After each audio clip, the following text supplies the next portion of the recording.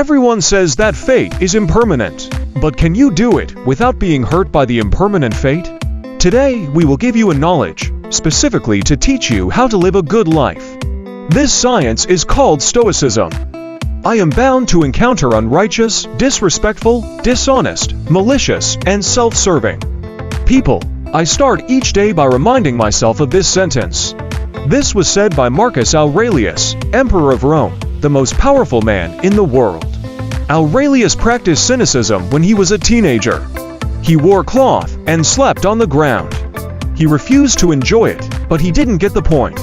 He accidentally got Epictetus's class question and answer collection, got great inspiration, and turned to the Stoic school, becoming the last great Stoic in Rome. What is Stoic now? Aurelius was the last of the 5 great rulers of the Roman Empire, and after him, the glory of Rome was only in the twilight. He held power for decades, but it was not corrupted by power. As the Roman historian Cassius Dio put it, Aurelius remained the same man for decades, from entering the center of power to dying on the throne. Aurelius was also the first and last philosopher king of the kind Plato expected, referring to the fact that the ruler should be a philosopher. As a Stoic, he had no intention of preaching to others, but recorded his thoughts in his diary. The original title was To Myself. Later generations changed the name and published it. Meditations was passed down to later generations and became a classic of the Stoics. Stoicism is not the patent of the nobility. Anyone can do it. Aurelius' spiritual teacher Epictetus was born a slave. The other 2 of the 4 Stoics in Rome, Seneca was a playwright, banker, and politician, and Musonius Rufus taught for life. They came from different backgrounds and had different circumstances, and found the template for the ideal life in Stoic thought, which was inner peace.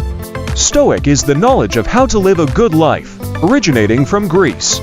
The school takes its name from Stoa, referring to the painting gallery on the north side of the central square of Athens, where the founder Zeno often gave lectures to his disciples. In 300 BC, nearly 100 years after Socrates was tried in the same square, the politics and military of the Greek city-states had declined. But the style of study was prosperous, and the sons contended. One extreme is hedonism, where flowers bloom and beards are folded, cherish the present, and let desires fly.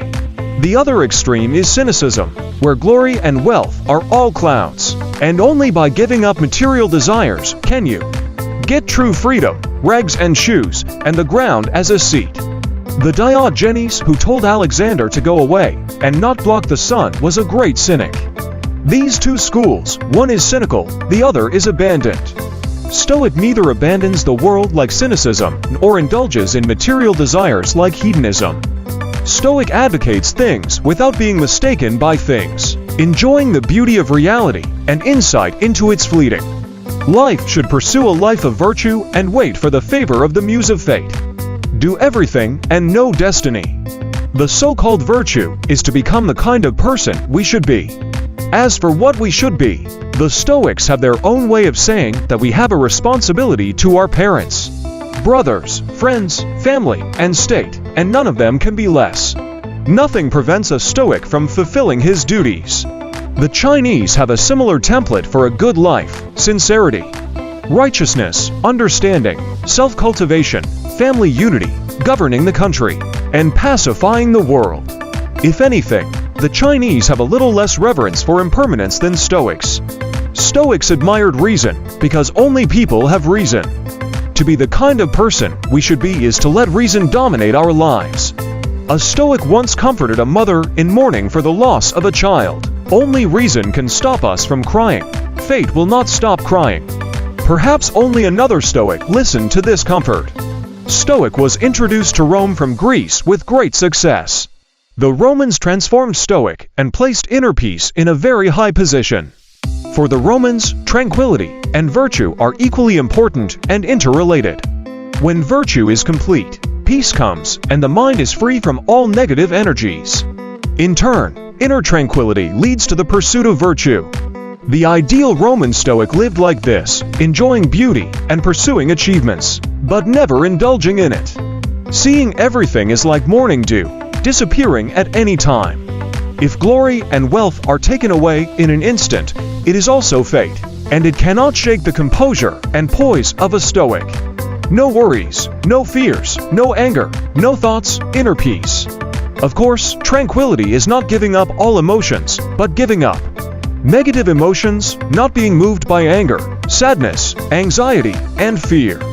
How to be a Stoic? To be a Stoic, you need to know these skills. First, always assume the worst, assuming that everything has been taken away by fate. Assuming the worst. This in itself will reduce the psychological damage that the impermanence of fate can do to you. Bad luck hits those who think there is only good luck ahead the most. Cherish life, but always reflect on yourself, see that the good will eventually pass away, and focus on getting happiness from the present. Imagine that you have lost everything, relatives, friends, wealth, life, and then open your eyes and cherish the present moment. This is the most important Stoic psychology, and it has been proven useful time and time again.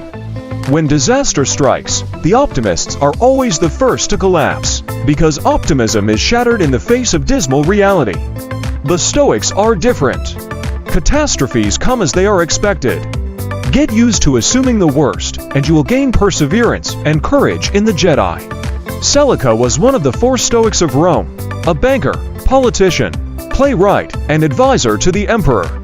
Seneca comforted a woman who had been unable to escape the pain of losing her son for 3 years, saying, "Everything we have is temporarily borrowed from the muse of destiny, and she can take it away at any time.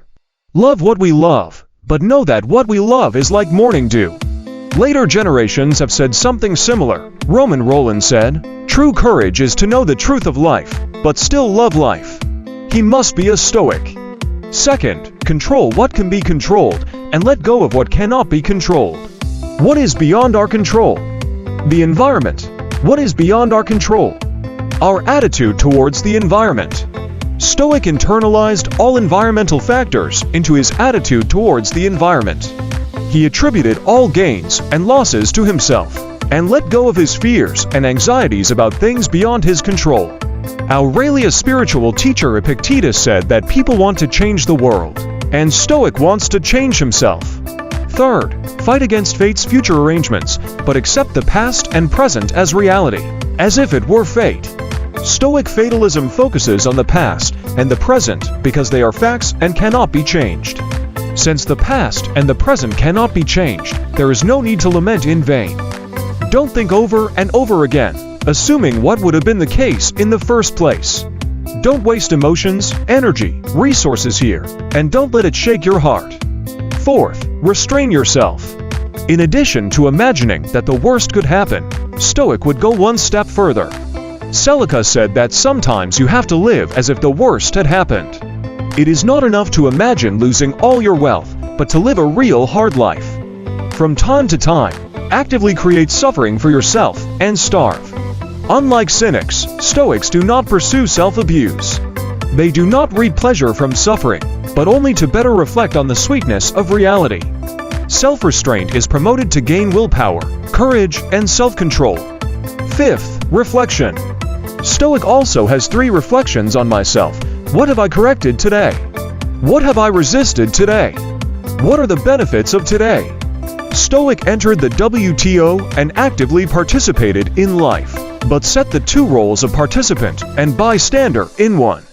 Acting while observing his own actions and evaluating them according to Stoic criteria. Have you ever imagined the worst? Do you distinguish between what you can control and what you cannot control? Do you have internalized goals? Have you lost sight of the past and forgotten to look to the future? Do you have a self-denial? For a Stoic, death is the ultimate test. A standard Stoic accepts sudden death calmly because he is born to die every day. So he has lived the life he wanted and can die at any time. Seneca himself died like this. His student, the Roman tyrant Nero, ordered him to commit suicide. The children of his disciples wept over it. He reminded everyone to remember that we are all Stoics, then slit his wrists. And due to his advanced age and slow blood flow, he ordered his servant to fill the bathtub with hot water, lie there, and die peacefully. Summary of this lecture. To sum up, I will use Stoic thinking in this lecture to discuss the question of how to live a good life. What is the use of modern people doing Stoic? Some problems are eternal. In the face of impermanence, insult, anxiety, catastrophe, old age, and death. Whether you are a Roman or a modern person, you want to obtain inner peace and joy. Stoic is not only learning, it is more of a practice. With the Stoic approach, is to take every day as the last day. Not only to enter the WTO, but also to examine themselves from the identity of the bystander. Pay attention to virtue to live. Today's cognitive thinking is actually inspired by this book. His Chinese translation is called Life Peace, The Art of Living in Stoic Philosophy. The author is William B. Irvine, himself a philosopher. It was not until middle age that he found the path of Stoic cultivation. He sorted out and reconstructed the modern method of practice I mentioned above from the Stoic classics left by Greece and Rome. Thinking today. Finally, I want to leave you with a thought question. Do you agree with the Stoic philosophy of life? Tell me your opinion. Welcome to the comment area to write down your insights and share with me. In the next lesson, we will discuss why the next generation is always smarter than the previous one. Looking forward to your participation.